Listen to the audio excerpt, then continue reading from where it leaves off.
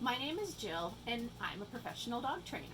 What's a typical day like at your job? So, a typical day for me might be different than somebody who does most of their work on their own. I am a trainer that's part of a larger business, and so my boss has the curriculum written out, and she lets us know what we should do week to week. So before I start class, I review the curriculum, um, kind of the lesson plan, so that I know what or remember what we're supposed to be doing that day. Then just kind of general housekeeping things like setting up the classroom, taking attendance as people get in, greeting everybody, because it's really awful to come into a dog class and feel like you're not wanted to be there. And I want everybody to be there and everybody to be happy there. And usually people have a few questions here and there as they come in. And if it's a specific question to them, I try to answer it as quickly as I can and then get class started. Sometimes it's a question that appeals to everybody, and then I will ask them to wait on that until I can talk about it with the whole class. In a puppy class, we did um, training kind of the way that Ian Dunbar, who is a famous trainer, who is one of the first people who said, hey, if we don't put chain collars around puppies, we can start training them as soon as they're 8 weeks old instead of having to wait till they're 6 months old, which was the old way of doing it because when you would do collar corrections, it had to be on a bigger dog. So Ian Dunbar was a big fan of, or is a big fan of allowing puppies to have time to play, but also to focus in on their humans. So often our puppy classes, which were my favorite, um, are in a X pen or some kind of smaller room, and we start off. The dogs have to work with their humans, and then we give them some time to play, and then we have the dogs come back and work with their humans again. And what we wind up with by the end of the session is a group of dogs who are really excited to come to their humans because they know working with their humans are fun, and the chances are they'll be able to go back and play with the other dogs too. Um, if it's not a puppy class, then we go through what's in the lesson.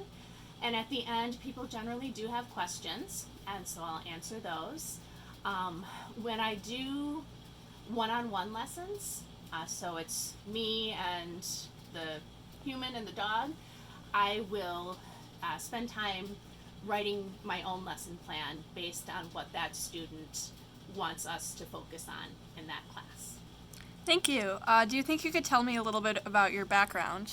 So, I actually have a degree in elementary education. And my first year teaching, we decided to get a puppy. But we didn't know anything about puppies. We didn't know anything about a good place to get puppies. So, we wound up with a yellow lab named Cousteau, who looks a lot like the dog Marley from Marley and Me, but made Marley look like a really, really well behaved dog.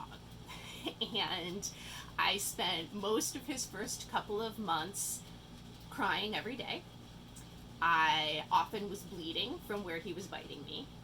And purely by chance, I came across a class, a puppy class at a local veterinary hospital. And that really kind of started me getting interested. And I started reading a lot of books, and the first one I read was called Don't Shoot the Dog by Karen Pryor, and I really recommend that book.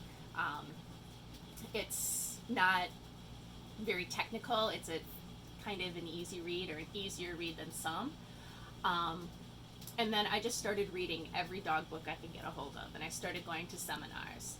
And I kept taking Cousteau to classes because it was either take him to class or I honestly did consider tying him to the front door of the Humane Society before I left for work one day. Um, Obviously, I didn't do that. He lived to be over 15. Um, but I kept reading and reading, and our relationship kept improving. And one of the classes we took, I asked the teacher, I said, so how do you do this? How do you get into this? And he said, well, you would need to shadow. And I said, okay, what do I need to do to shadow?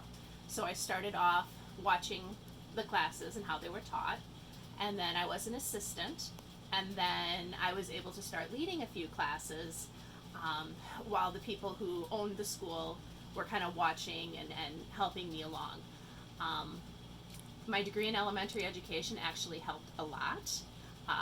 It doesn't seem like there would be much of a connection, but learning theory is learning theory, no matter what is learning, whatever it is they're learning. So I do wish I had taken some more either general psychology classes or educational psychology classes. And there are lots of different ways to get into it, but that's how I got into dog training. What would you say the worst thing about your job is? Worst thing about my job, as much as I love it, it's really hard to make a full-time living. So most people I know, and what I also did, I had a day job, and then I did my fun job at night. But other than practicality, it really, really upsets me to see people choose training methods that are not based in science, and they don't help the bond that you want to have with your dog. And in a lot of cases, it actually hurts the bond that you have with your dog. Thank you. What do you think the best part about your job is? There's lots of good things about my job. One of the things that I didn't really realize at first was because I do positive reinforcement training, I am looking for the good things the dog is doing and rewarding those, and I'm ignoring the little things that aren't quite right. And I discovered that the more I was doing that in dog training, the more I was doing that in real life. I was looking at the positives and kind of ignoring the negatives where I could. And I think it really ultimately made me a happier person. I love that in classes I can be silly, I can be overdramatic, because we want to expose dogs, especially puppies, to a variety of different situations.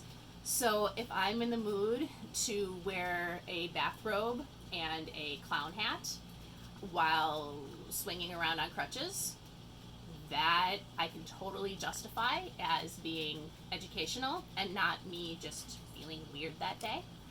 What else did I have on there? Dogs. Obviously, being with dogs is fantastic. And I really, really loved walking into class on the first day and seeing kind of a hot mess. And then as the weeks went on, there was a time where I hated week 3, because it seemed like week 3 everybody got stuck and it was just a disaster. And then all of a sudden it clicked for the people and for the dogs. And then by the end of the session, even the people who didn't work with their dogs very much still had improvement. And so it was just wonderful to walk in on that last day of class and say, look at what you've done. You've had these dogs who wouldn't come to you when you called, who barely knew what a sit was, who couldn't lay down. And now, they're excited to work for you. They're excited. You have a common language. And that's what really, really, and you're going to have bad classes and good classes. And after the bad classes, that's what I kept telling myself is just wait. It's going to get better, and it's going to be amazing, and it always was. Thank you.